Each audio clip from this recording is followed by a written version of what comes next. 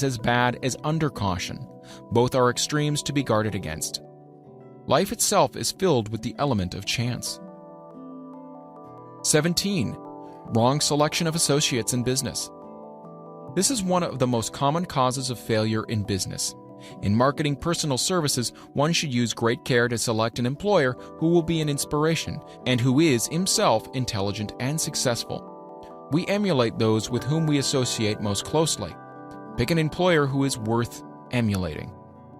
18. Superstition and prejudice. Superstition is a form of fear. It is also a sign of ignorance. Men who succeed keep open minds and are afraid of nothing. 19. Wrong selection of a vocation. No man can succeed in a line of endeavor which he does not like. The most essential step in the marketing of personal services is that of selecting an occupation into which you can throw yourself in wholeheartedly. 20. Lack of concentration of effort. The jack of all trades seldom is good at any. Concentrate all of your efforts on the definite chief aim. 21. The habit of indiscriminate spending. The spendthrift cannot succeed mainly because he stands eternally in fear of poverty. Form the habit of systematic saving by putting aside a definite percentage of your income. Money in the bank gives one a very safe foundation of courage when bargaining for the sale of personal services. Without money, one must take what one is offered and be glad to get it. 22. Lack of enthusiasm. Without enthusiasm, one cannot be convincing.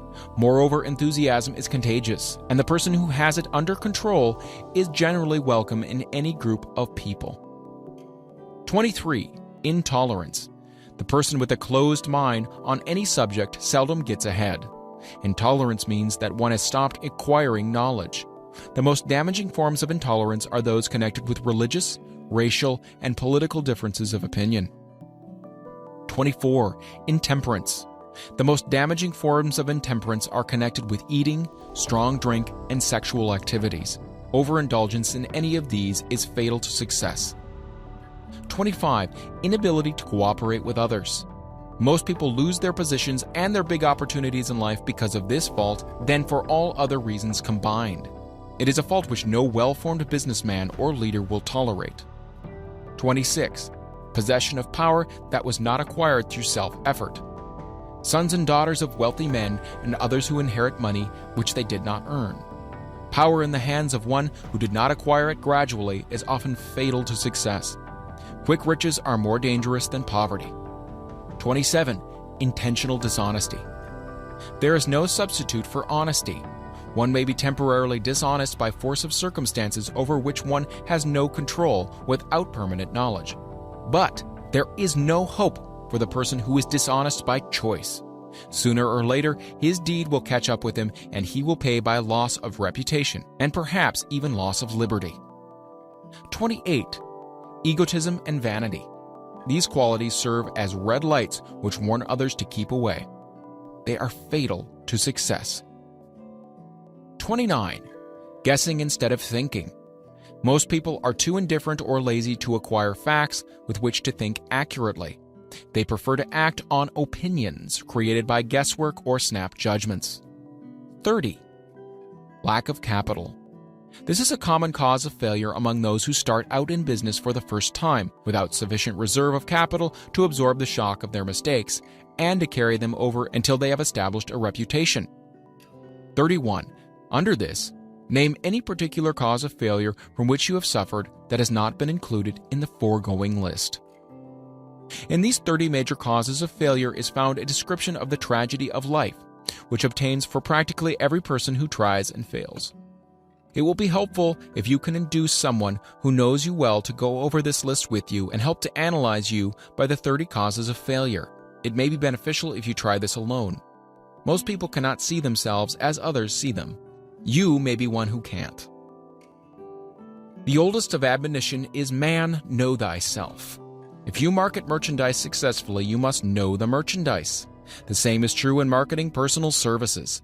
You should know all of your weaknesses in order that you may either bridge them or eliminate them entirely. You should know your strength in order that you may call attention to it when selling your services. You can know yourself only through accurate analysis. The folly of ignorance in connection with self was displayed by a young man who applied to the manager of a well-known business for a position. He made a very good impression until the manager asked him what salary he expected. He replied that he had no fixed sum in mind, which is a lack of a definite aim. The manager then said, "We'll pay you all you're worth after we try you out for a week." "I will not accept it," the applicant replied, "because I'm getting more than that where I am now employed." Before you even start to negotiate for a readjustment of your salary in your present position or to seek employment elsewhere, be sure that you are worth more than you now receive. It is one thing to want money. Everyone wants more, but it is something entirely different to be worth more. Many people mistake their wants for their just dues. Your financial requirements or wants have nothing whatever to do with your worth. Your value is established entirely by your ability to render useful service or your capacity to induce others to render such service. Take inventory of yourself. 28 questions you should answer. Annual self-analysis is an essential in the effective marketing of personal services, as is annual inventory in merchandising. Moreover, the yearly analysis should disclose a decrease in faults and an increase in virtues. One goes ahead, stands still, or goes backward in life. One's subject should be, of course, to go ahead. Annual self-analysis will disclose whether advancement has been made, and if so, how much. It will also disclose any backward steps one may have made. The effective marketing of personal services requires one to move forward even if the progress is slow.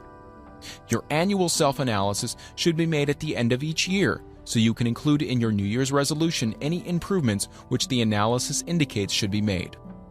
Take this inventory by asking yourself the following questions and by checking your answers with the aid of someone who will not permit you to deceive yourself as to their accuracy. Self-analysis questionnaire for personal inventory. 1. Have I attained the goal which I established as my objective for this year? You should work with a definite yearly objective to be attained as a part of your major life objective. 2. Have I delivered a service of the best possible quality of which I was capable, or could I have improved any part of this service? 3. Have I delivered service in the greatest possible quantity of which I was capable? 4. Has the spirit of my conduct been harmonious and cooperative at all times? 5. Have I permitted the habit of procrastination to decrease my efficiency, and if so, to what extent?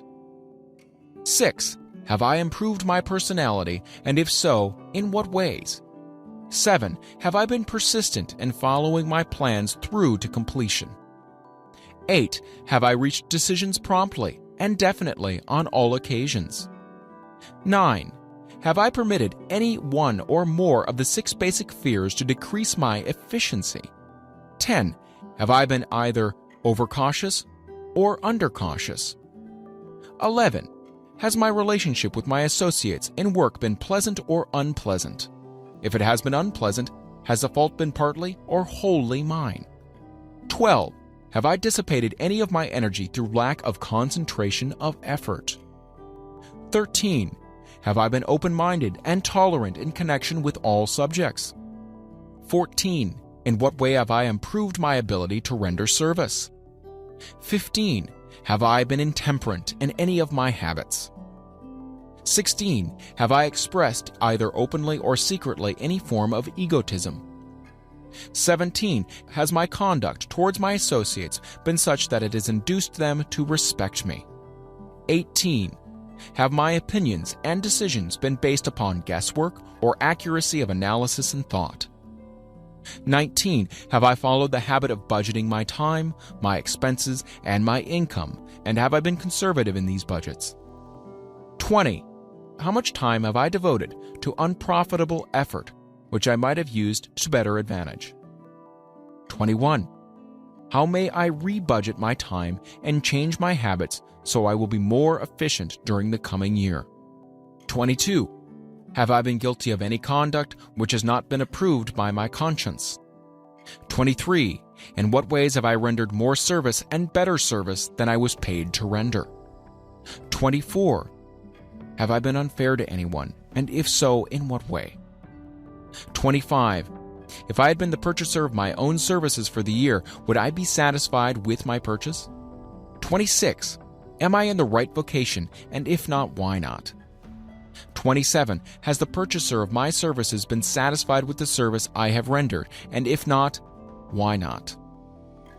28. What is my present rating on the fundamental principles of success? Make this rating fairly and frankly, and have it checked by someone who is courageous enough to do it accurately. Having read and assimilated the information conveyed throughout this chapter, you are now ready to create a practical plan for marketing your personal services. In this chapter will be found an adequate description of every principle essential in planning the sale of personal services, including the major attributes of leadership, the most common causes of failure in leadership, a description of the fields of opportunity for leadership, the main causes of failure in all walks of life, and the important questions which should be used in self-analysis. This extensive and detailed presentation of accurate information has been included because it will be needed by all who must begin the accumulation of riches by marketing personal services. Those who have lost their fortunes and those who are just beginning to earn money have nothing but personal services to offer in return for riches. Therefore, it is essential that they have available the practical information needed to market services to best advantage. The information contained in this chapter will be of great value to all who aspire to attain leadership in any calling. It will be particularly helpful to those aiming to market their services as business or industrial executives. Complete assimilation and understanding of the information here conveyed will be helpful in marketing one's own services, and it will also help one to become more analytical and capable of judging people. The information will be priceless to personal directors, employment managers, and other executives charged with the selection of employees and the maintenance of efficient organizations. If you doubt this statement, test its soundness by answering and writing the 28 self-analysis questions. That might be both interesting and profitable, even though you do not doubt the soundness of the statement. Where and how one may find opportunities to accumulate riches. Now that we have analyzed the principles by which riches may be accumulated, we naturally ask, where may one find favorable opportunities to apply these principles? Well, very well. Let us take inventory and see what the United States of America offers the person seeking riches, great or small. To begin with, let us remember, all of us, that we live in a country where every law-abiding citizen enjoys freedom of thought and freedom of deed unequaled anywhere in the world. Most of us have never taken inventory of the advantages of this freedom. We have never compared our unlimited freedom with the curtailed freedom in other countries. Here we have freedom of thought, freedom in the choice and enjoyment of education, freedom in religion, freedom in politics, freedom in the choice of a business, profession, or occupation, freedom to accumulate and own without molestation all the property we can accumulate, freedom to choose our place of residence, freedom in marriage, freedom through equal opportunity to all races, freedom of travel from one state to another, freedom in our choice of foods, freedom to aim for any station in life for which we have prepared ourselves, even for the presidency of the United States. We have other forms of freedom, but this list will give a bird's eye view of the most important, which constitute opportunity of the highest order. This advantage of freedom is all the more conspicuous because the United States is the only country guaranteeing to every citizen, whether native-born or naturalized, so broad and varied a list of freedom. Next, let us recount some of the blessings which our widespread freedom has placed within our hands. Take the average American family, for example, meaning the family of average income, and sum up the benefits available to every member of the family in this land of opportunity and plenty. A. Food. Next to freedom of thought and deed comes food, clothing, and shelter, the three basic necessities of life. Because of our universal freedom, the average American family has available at its very door the choicest selection of food to be found anywhere in the world, and at prices within its financial range. A family of two living in the heart of the Times Square district of New York City, far removed from the sources of production of foods, took careful inventory of the cost of a simple breakfast with this astonishing result. Articles of food. Cost at the breakfast table. Grapefruit juice from Florida, 2 cents. Rippled wheat breakfast food from a Kansas farm, 2 cents. Tea from China, 2 cents. Bananas from South America, 2.5 cents. Toasted bread from a Kansas farm, 1 cent. Fresh country eggs from Utah, 7 cents. Sugar from Cuba or Utah, half of a cent. Butter and cream from New England, 3 cents. And the grand total, 20 cents. It is not very difficult to obtain food in a country where 2 people can have a breakfast consisting of all they want or need for a dime apiece. Observe that this simple breakfast was gathered by some strange form of magic from China, South America, Utah, Kansas, and the New England states, and delivered on the breakfast table, ready for consumption in the very heart of the most crowded city in America at a cost well within the means of the most humble laborer. The cost included all federal, state, and city taxes. Here is a fact that politicians did not mention when they were crying out to the voters to throw their opponents out of office because the people were being taxed to death. B. Shelter. This family lives in a comfortable apartment, heated by steam, lighted with electricity, with gas for cooking, all for $65 a month. In a smaller city or more sparsely settled part of New York City, the same apartment could be had for as low as $20 a month. The toast they had for breakfast in the food estimate was toasted on an electric toaster, which cost but a few dollars. The apartment is cleaned with a vacuum sweeper that is run by electricity. Hot and cold water is available at all times in the kitchen and in the bathroom. The food is kept cold in a refrigerator that is run by electricity. The wife curls her hair, washes her clothes, and irons them with easily operated electrical equipment on power obtained by sticking a plug in the wall. The husband shaves with an electric shaver, and they receive entertainment from all over the world, 24 hours a day, if they want it, without cost, by merely turning the dial of their radio. There are other conveniences in this apartment, but the foregoing list will give a fair idea of some of the concrete evidences of the freedom we of America enjoy. And this is neither political nor economic propaganda. C. Clothing. Anywhere in the United States, the woman of average clothing requirements can dress very comfortably and neatly for less than $200 a year, and the average man can dress for the same or less. Only the 3 basic necessities of food, clothing, and shelter have been mentioned. The average American citizen has other privileges and advantages available in return for modest effort, not exceeding 8 hours per day of labor. Among those is the privilege of automobile transportation, with which one can go and come at will at very small cost. The average American has security of property rights not found in any other country in the world. He can place his surplus money in a bank with the assurance that his government will protect it and make good to him if the bank fails. If an American citizen wants to travel from one state to another, he needs no passport, no one's permission. He may go when he pleases and return at will.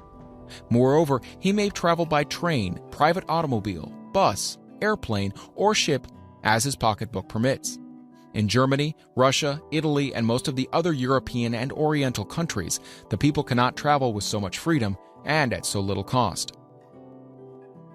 The miracle that has provided these blessings. We often hear politicians proclaiming the freedom of America when they solicit votes, but seldom do they take the time to devote sufficient effort to the analysis of the source or nature of this freedom. Having no axe to grind, no grudge to express, no ulterior motives to be carried out, I have the privilege of going into a frank analysis of that mysterious, abstract, greatly misunderstood something which gives to every citizen of America more blessings, more opportunities to accumulate wealth, more freedom of any nature than may be found in any other country. I have the right to analyze the source and nature of this unseen power because I know and have known for more than a quarter of a century many of the men who organized that power and many who are now responsible for its maintenance. The name of this mysterious benefactor of mankind is capital. Capital consists not alone of money, but more particularly of highly organized, intelligent groups of men who plan ways and means of using money efficiently for the good of the public and profitably to themselves. These groups consist of scientists, educators, chemists, inventors, business analysts, publicity men, transportation experts, accountants, lawyers, doctors, and both men and women who have highly specialized knowledge in all fields of industry and business. They pioneer, experiment, and blaze trails in new fields of endeavor. They support colleges, hospitals, public schools, build good roads, publish newspapers, pay most of the cost of government, and take care of the multitudinous detail essential to human progress. Stated briefly, the capitalists are the brains of civilization because they supply the entire fabric of which all education, enlightenment, and human progress consists. Money without brains always is dangerous. Properly used, it is the most important, essential of civilization. The simple breakfast here described could not have been delivered to the New York family at a dime each or at any other price if organized capital had not provided the machinery, the ships, the railroads, and the huge armies of trained men to operate them. Some slight idea of the importance of organized capital may be had by trying to imagine yourself burdened with the responsibility of collecting, without the aid of capital, and delivering to the New York City family the simple breakfast described. To supply the tea, you'd have to make a trip to China or India, both a very long way from America. Unless you're an excellent swimmer, you'd become rather tired before making the round trip. Then, too, another problem would confront you. What would you use for money, even if you had the physical endurance to swim the ocean? To supply the sugar, you'd have to take another long swim to Cuba or a long walk to the sugar beet section of Utah. But even then, you might come back without the sugar because organized effort and money are necessary to produce the sugar, to say nothing of what is required to refine, transport, and deliver it to the breakfast table anywhere in the United States. The eggs you could deliver easily enough from the barnyards near New York City, but you'd have a very long walk to Florida and return before you could serve the 2 glasses of grapefruit juice. You'd have another long walk to Kansas or any of the other wheat-growing states when you went after the 4 slices of wheat bread. The rippled wheat biscuits would have to be omitted from the menu because they would not be available except through the labor of trained organizations of men and suitable machinery, all of which call for capital. While resting, you could take off for another little swim down to South America, where you would pick up a couple of bananas, and on your return, you could take a short walk to the nearest farm having a dairy and pick up some butter and cream. Then your New York City family would be ready to sit down and enjoy breakfast, and you could collect 2 dimes for your labor. Seems absurd, doesn't it? Well, the procedure described would be the only possible way these simple items of food could be delivered to the heart of New York City if we had no capitalistic system. The sum of money required for the building and maintenance of the railroads and steamships used in the delivery of that simple breakfast is so huge that it staggers one's imagination. It runs into hundreds of millions of dollars, not to mention the armies of trained employees required to man the ships and trains. But transportation is only a part of the requirement of modern civilization in capitalistic America. Before there can be anything to haul, something must be grown from the ground, or manufactured and prepared for market.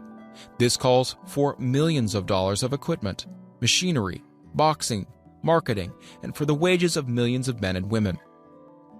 Steamships and railroads do not spring up from the earth and function automatically. They come in response to the call of civilization, through the labor and ingenuity and organizing ability of men who have imagination, faith, enthusiasm, decision, persistence. These men are known as capitalists. They are motivated by the desire to build, construct, achieve, render useful service, earn profits, and accumulate riches. And because they render service without which there would be no civilization, they put themselves in the way of great riches. Just to keep the record simple and understandable, I will add that these capitalists are the self-same men of whom most of us have heard soapbox orators speak. They are the same men to whom radicals, racketeers, dishonest politicians, and grafting labor leaders refer to as predatory interests, or Wall Street. I'm not attempting to present a brief for or against any group of men or any system of economics. I'm not attempting to condemn the collective bargaining when I refer to the grafting labor leaders, nor do I aim to give a clean bill of health to all individuals known as capitalists. The purpose of this book, a purpose to which I have faithfully devoted over a quarter of a century, is to present to all who want the knowledge the most dependable philosophy through which individuals may accumulate riches in whatever amounts they desire. I have here analyzed the economic advantages of the capitalistic system for the twofold purpose of showing, 1, that all who seek riches must recognize and adapt themselves to the system that controls all approaches to fortunes, large or small, and 2, to present the side of the picture opposite to that being shown by politicians and demagogues who deliberately becloud the issues they bring up by referring to organized capital as if it were something poisonous. This is a capitalistic country. It was developed through the use of capital, and we who claim the right to partake of the blessings of freedom and opportunity, we who seek to accumulate riches here, may as well know that neither riches nor opportunity would be available to us if organized capital had not provided these benefits. For more than 20 years, it has been a somewhat popular and growing pastime for radicals, self-seeking politicians, racketeers, crooked labor leaders, and on occasion religious leaders to take potshots at Wall Street, the money changers, and big business. The practice became so general that we witnessed during the business depression the unbelievable sight of high government officials lining up with the cheap politicians and labor leaders with the openly avowed purpose of throttling the system which had made industrial America the richest country on earth. The lineup was so general and so well organized that it prolonged the worst depression America has ever known.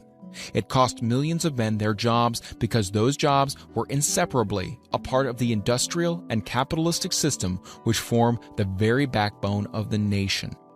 During this unusual alliance of government officials and self-seeking individuals who were endeavoring to profit by declaring open season on the American system of industry, a certain type of labor leader joined forces with the politicians and offered to deliver voters in return for legislation designed to permit men to take riches away from industry by organized force of numbers, instead of the better method of giving a fair day's work for a fair day's pay. Millions of men and women throughout the nation are still engaged in this popular pastime of trying to get without giving. Some of them are lined up with labor unions, where they demand shorter hours and more pay. Others do not take the trouble to work at all. They demand government relief and are getting it. Their idea of their rights of freedom was demonstrated in New York City, where a violent complaint was registered with the postmaster by a group of relief beneficiaries, so-called, because the postman awakened them at 7:30 a.m. to deliver government relief checks. They demanded that the time of delivery be set up to 10 o'clock.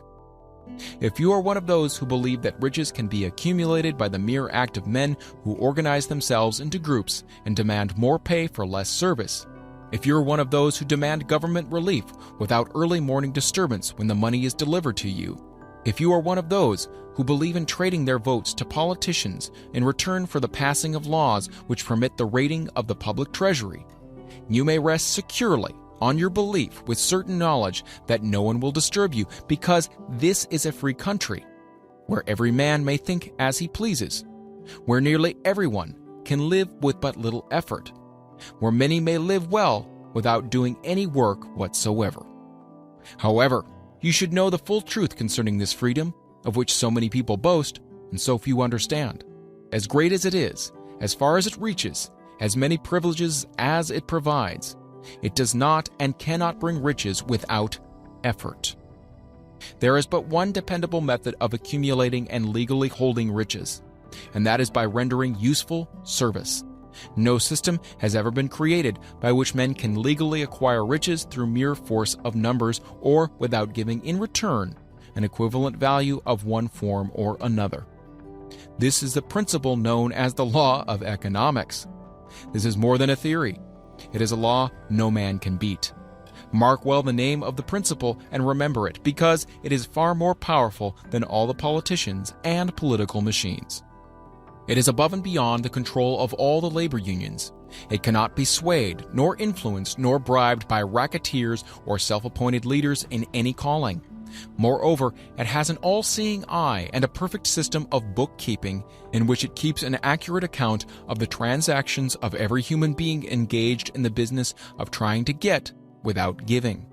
Sooner or later, its auditors come around, look over the records of individuals both great and small, and demand an accounting. Wall Street, big business, capital predatory interests, or whatever name you choose to give the system which has given us American freedom, represents a group of men who understand, respect, and adapt themselves to this powerful law of economics. Their financial continuation depends upon their respecting the law. Most people living in America like this country, its capitalistic system and all. I must confess I know of no better country where one may find greater opportunities to accumulate riches. Judging by their acts and deeds, there are some in this country who don't like it. That, of course, is their privilege. If they don't like this country, its capitalistic system, its boundless opportunities, they have the privilege of clearing out. Always there are other countries such as Germany, Russia, and Italy where one may try one's hand at enjoying freedom and accumulating riches providing one is not too particular. America provides all the freedom and all the opportunity to accumulate riches that any honest person may require. When one goes hunting for game, one selects hunting grounds where game is plentiful. When seeking riches, the same rules would naturally obtain. If it is riches you're seeking, do not overlook the possibilities of a country whose citizens are so rich that women alone spend over $200 million annually for lipsticks, rouge, and cosmetics. Think twice, you who are seeking riches, before trying to destroy the capitalistic system of a country whose citizens spend over $50 million a year for greeting cards, with which to express their appreciation of their freedom. If it is money you are seeking, consider carefully a country that spends hundreds of millions of dollars annually for cigarettes, the bulk of the income from which goes to only 4 major companies engaged in supplying this national builder of nonchalance and quiet nerves.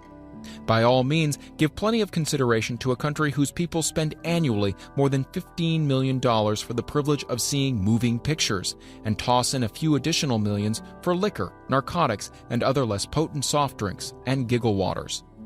Do not be in too big a hurry to get away from a country whose people willingly, even eagerly, hand over millions of dollars annually for football, baseball, and prize fights. And by all means, stick by a country whose inhabitants give up more than $1 million a year for chewing gum and another $1 million for safety razor blades. Remember also that this is but the beginning of the available resources for the accumulation of wealth. Only a few of the luxuries and non-essentials have been mentioned, but remember that the business of producing, transporting, and marketing these few items of merchandise gives regular employment to many millions of men and women, who receive for their services many millions of dollars monthly, and spend it freely for both the luxuries and the necessities. Especially remember that back of all this exchange of merchandise and personal services may be found an abundance of opportunity to accumulate riches. Here, our American freedom comes to one's aid. There is nothing to stop you or anyone from engaging in any portion of the effort necessary to carry on these businesses. If one has superior talent, training, experience, one may accumulate riches in large amounts. Those not so fortunate may accumulate smaller amounts. Anyone may earn a living in return for a very nominal amount of labor. So there you are. Opportunity has spread its wares before you. Step up to the front, select what you want, create your plan, put the plan into action, and follow through with persistence. Capitalistic America will do the rest. You can depend upon this much. Capitalistic America ensures every person the opportunity to render useful service and to collect riches in proportion to the value of the service. The system denies no one this right, but it does not and cannot promise something for nothing, because the system itself is irrevocably controlled by the law of economics, which neither recognizes nor tolerates for long getting without giving. The law of economics was passed by nature. There is no Supreme Court to which violators of this law may appeal.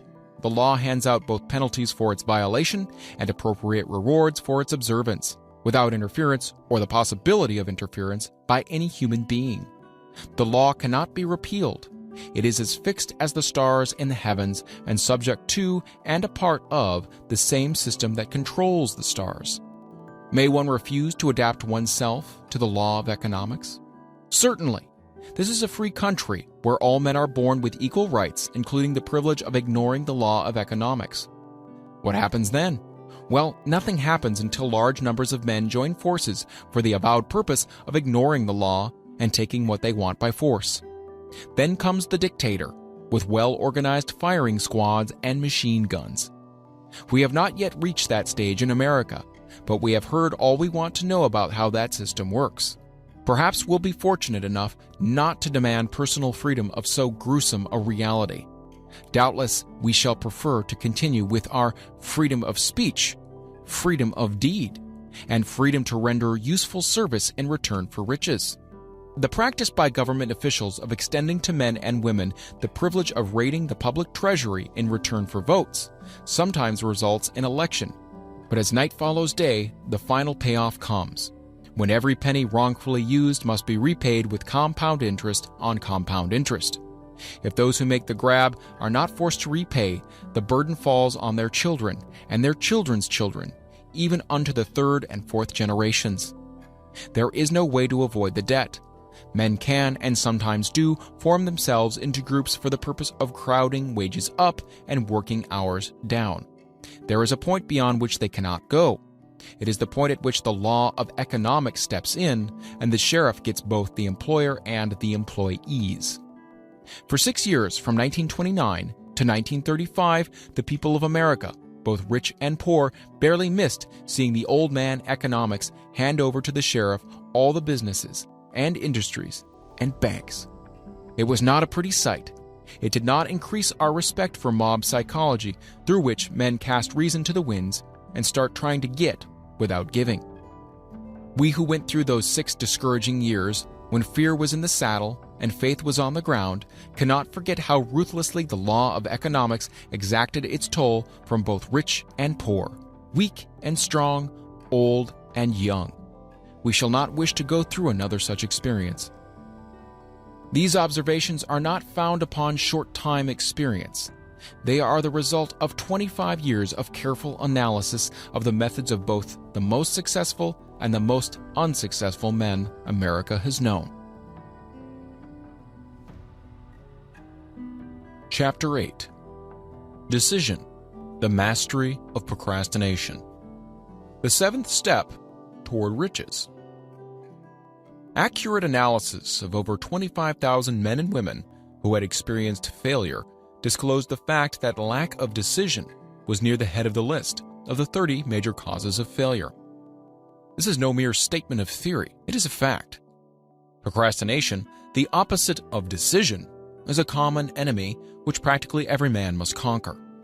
You'll have an opportunity to test your capacity to reach quick and definite decisions when you finish reading this book and are ready to begin putting into action the principles which it describes. Analysis of several hundred people who had accumulated fortunes well beyond the $1 million mark disclosed the fact that every one of them had the habit of reaching decisions promptly and of changing these decisions slowly, if and when they were changed. People who fail to accumulate money, without exception, have the habit of reaching decisions, if at all, very slowly, and of changing these decisions quickly and often. One of Henry Ford's most outstanding qualities is his habit of reaching decisions quickly and definitely and changing them slowly. This quality is so pronounced in Mr. Ford that it has given him the reputation of being obstinate. It was this quality which prompted Mr. Ford to continue to manufacture his famous Model T, the world's ugliest car, when all of his advisors and many of the purchasers of the car were urging him to change it. Perhaps Mr. Ford delayed too long in making the change, but the other side of the story is that Mr. Ford's firmness of decision yielded a huge fortune before the change in model became necessary. There is but little doubt that Mr. Ford's habit of definiteness of decision assumes the proportion of obstinacy, but this quality is preferable to slowness in reaching decisions and quickness in changing them. The majority of people who fail to accumulate money sufficient for their needs are generally easily influenced by the opinions of others. They permit the newspapers and gossiping neighbors to do their thinking for them. Opinions are the cheapest commodities on earth. Everyone has a flock of opinions ready to be wished upon anyone who will accept them. If you are influenced by opinions when you reach your decisions, you will not succeed in any undertaking, much less that of transmuting your own desire into money. If you're influenced by the opinions of others, you will have no desire of your own. Keep your own counsel when you begin to put into practice the principles described here by reaching your own decisions and following them. Take no one into your confidence except the members of your mastermind group, and be very sure in your selection of this group that you choose only those who will be in complete sympathy and harmony with your purpose. Close friends and relatives, while not meaning to do so, often handicap one through opinions and sometimes through ridicule, which is meant to be humorous. Thousands of men and women carry inferiority complexes with them all through life because some well-meaning but ignorant person destroyed their confidence through opinions or ridicule.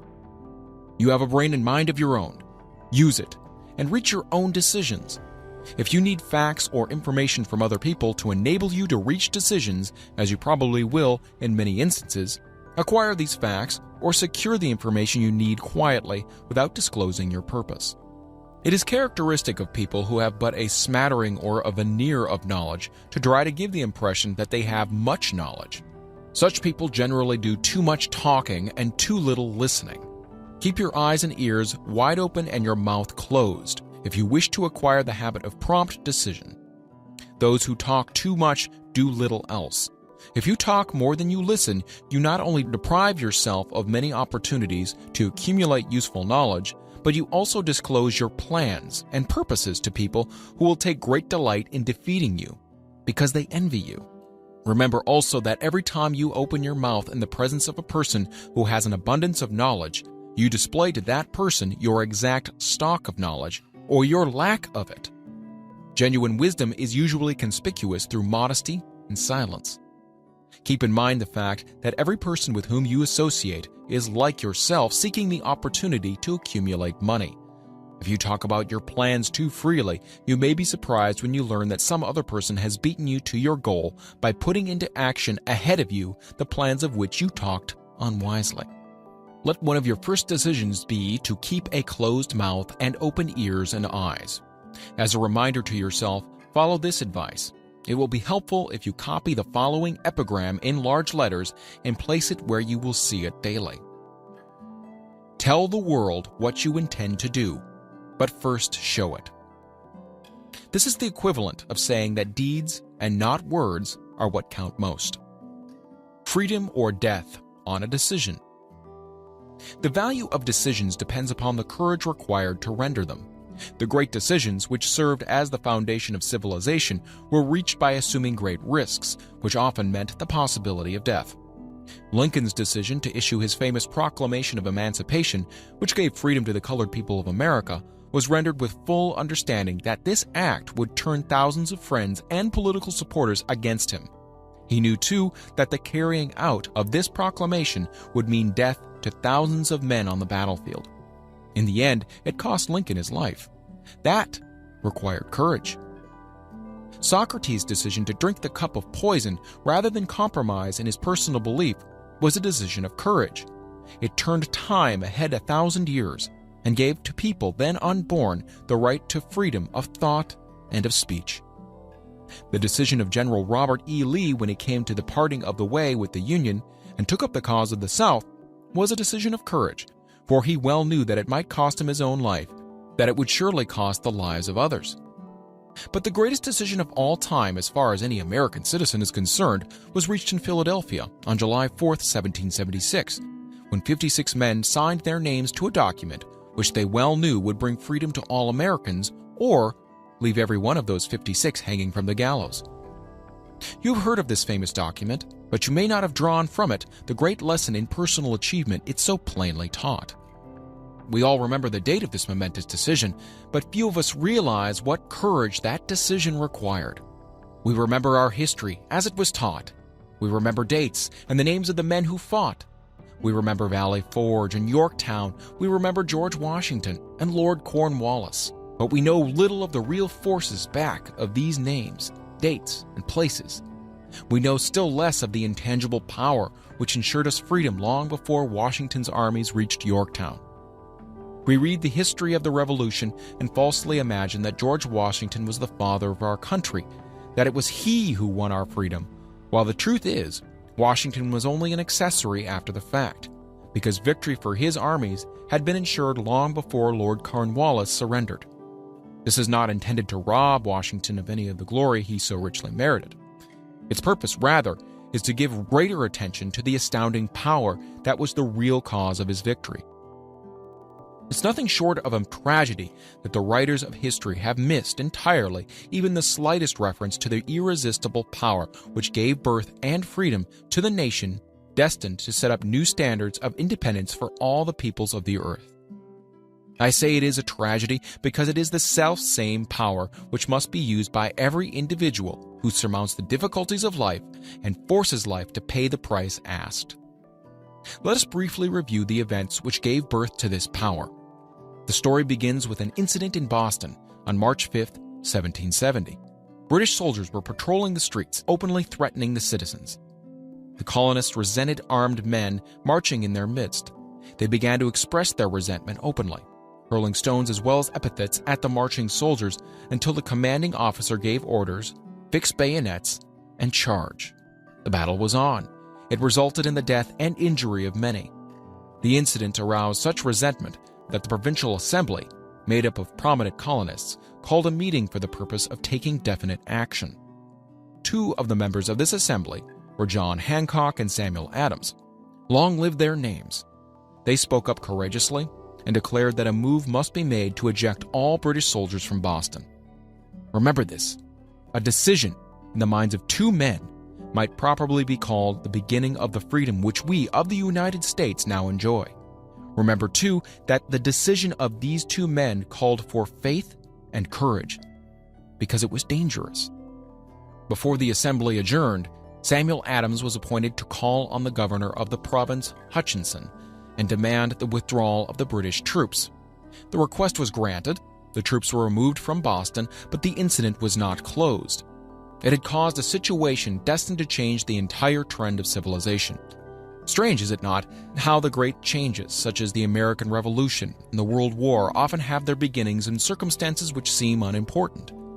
It is interesting also to observe that these important changes usually begin in the form of a definite decision in the minds of a relatively small number of people. Few of us know the history of our country well enough to realize that John Hancock, Samuel Adams, and Richard Henry Lee of the province of Virginia were the real fathers of our country. Richard Henry Lee became an important factor in this story by reason of the fact that he and Samuel Adams communicated frequently by correspondence, sharing freely their fears and their hopes concerning the welfare of the people of their provinces. From this practice, Adams conceived the idea that a mutual exchange of letters between the 13 colonies might help to bring about the coordination of efforts so badly needed in connection with the solution of their problems. 2 years after the clash with the soldiers in Boston of March of 72, Adams presented the idea to the Assembly in the form of a motion that a correspondence committee be established among the colonies, with definitely appointed correspondents in each colony, for the purpose, quote, of friendly cooperation for the betterment of the colonies of British America. Mark well this incident. It was the beginning of the organization of the far-flung power destined to give freedom to you and me. The mastermind had already been organized. It consisted of Adams, Lee, and Hancock. Quote, I tell you further that if two of you agree upon the earth concerning anything for which you ask, it will come to you from my Father, who is in heaven. The Committee of Correspondence was organized. Observe that this move provided the way for increasing the power of the mastermind by adding to it men from all the colonies. Take notice that this procedure constituted the first organized planning of the disgruntled colonists. In union, there is strength. The citizens of the colonies had been waging disorganized warfare against the British soldiers through incidents similar to the Boston riot, but nothing of benefit had been accomplished. Their individual grievances had not been consolidated under one master mind. No group of individuals had put their minds, souls, and hearts and bodies together in one definite decision to settle their difficulty with the British once and for all, until Adams, Hancock, and Lee got together. Meanwhile, the British were not idle. They too were doing some planning and masterminding on their own account, with the advantage of having back of them money and organized soldiery. The Crown appointed Gage to supplant Hutchinson as the governor of Massachusetts.